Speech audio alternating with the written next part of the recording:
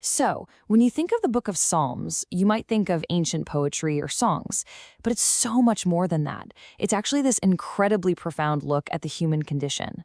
In this explainer, we're going to dive into the Psalms' diagnosis for why our world and our own lives can feel so, well, broken.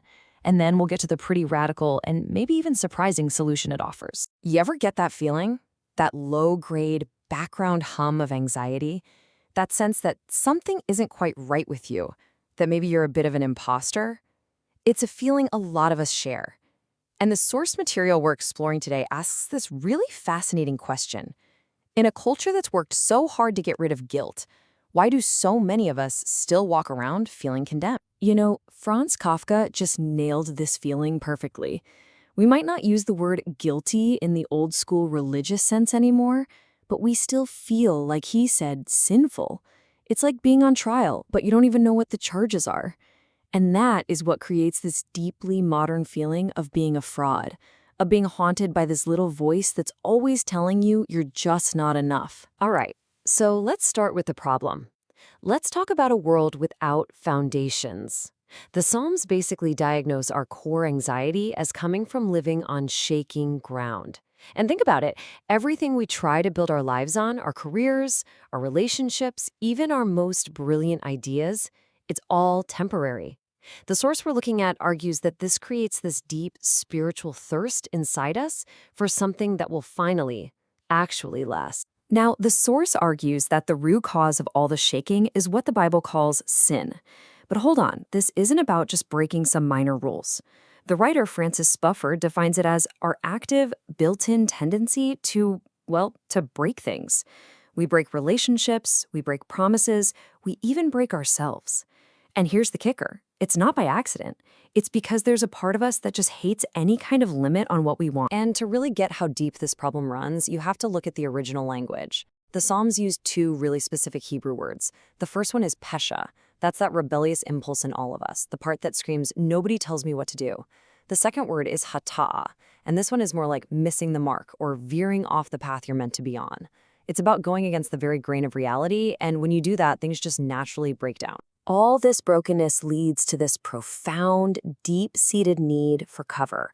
We want to hide. The philosopher Jean-Paul Sartre used this powerful analogy. Imagine being watched through a keyhole. The person watching sees everything you're doing, but you can't see them. Sartre said that feeling of total unmanaged exposure, is hell. We just know instinctively that if we can't control what people see of us, we are completely and totally vulnerable. And this leads to a pretty devastating truth. We're all hypocrites. The source poses this simple but powerful thought experiment. What if, at the end of your life, God said, okay, I'm going to judge you, but I'm only going to use the moral standards you apply to everybody else? Whoa! Could any of us stand up to that test? The honest answer for every single one of us is no. We can't even live up to our own rules, which is exactly why we feel like imposters who are always searching for cover. So, if that's the problem, where do we even begin to look for a solution? Well, that feeling of being broken creates this deep, universal longing in us. And that brings us to our second section, the search for a king. If you look across cultures, across all of human history, our stories and our myths are just filled with this search for a leader who can finally come and fix our broken world. And once you start looking for this pattern, you see it everywhere. It's in the Greek myths of a lost golden age. It's in the legend of King Arthur, the once and future king.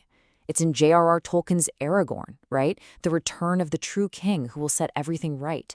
It's almost like we have this kind of collective memory trace, a deep-seated hope for a just and powerful ruler to come and restore the world. You know, that line from the movie Hook, where grown-up Wendy tells Peter Pan, "The stories are true," that captures the biblical argument perfectly.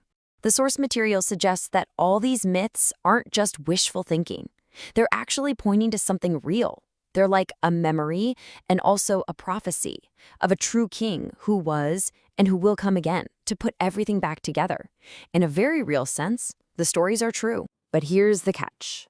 This desire for a king to come and fix everything creates a massive paradox for us.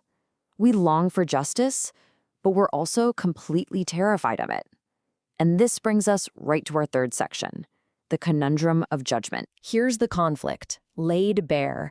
On the one hand, we desperately want a final judgment. We want someone to finally put an end to all the injustice, the oppression, the evil in the world. We want all the wrongs to be made right. And yet, deep down, we know that if a truly just judge actually showed up, none of us could stand. We all want justice as long as it's for someone else, right? The theologian Miroslav Volf puts it so starkly. He says a world without ultimate justice just collapses into endless cycles of revenge. You hurt me, so I hurt you. Back and forth forever. But a world with ultimate justice seems to condemn every single one of us.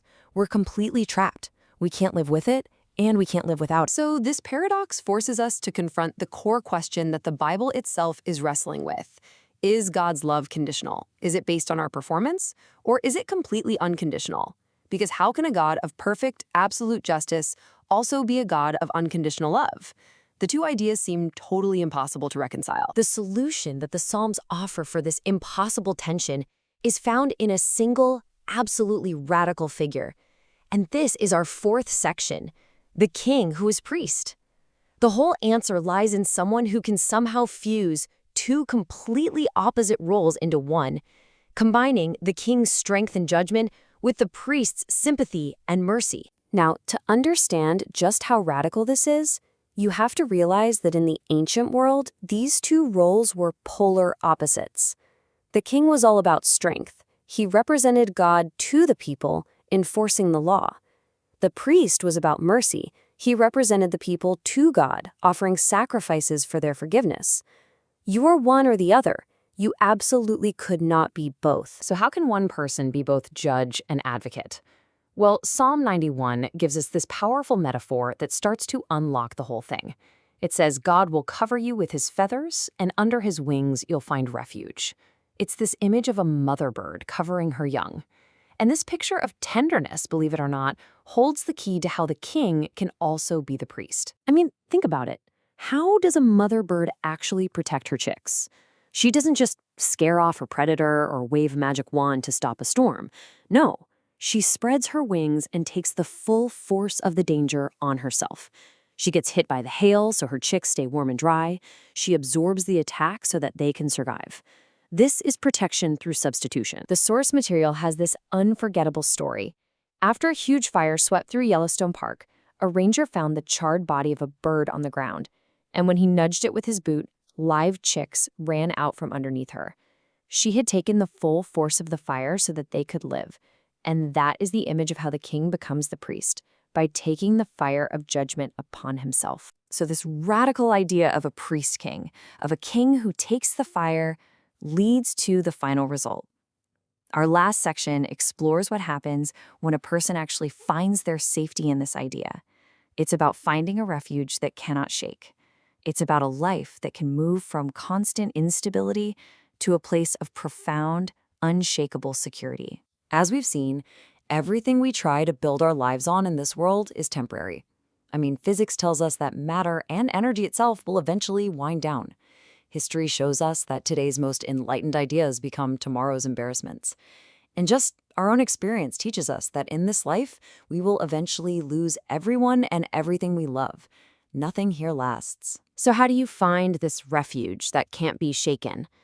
The source lays out a kind of three-step path. First, you have to recognize your idols, that is, the things you're really chasing to find your meaning and self-worth. Second, you intentionally choose your portion, which is an old word for your ultimate value, making God your highest good. And finally, you believe the proof. You see the resurrection as the ultimate evidence that there is a love in this universe that is actually stronger than death. The result of this belief, according to the source, is a radical transformation of your own identity. You get to share in both the king's boldness and the priest's humility. You become part of what the Bible calls a kingdom that cannot be shaken. You find a kind of peace and a poise that the chaos of the world just can't touch. And that leaves us with this final thought to chew on. If the ultimate reality, the very ground of all being, is not just impersonal power or abstract justice, but is in fact a self-giving, sacrificial love that absorbs judgment in order to give life, well, what does that change about everything?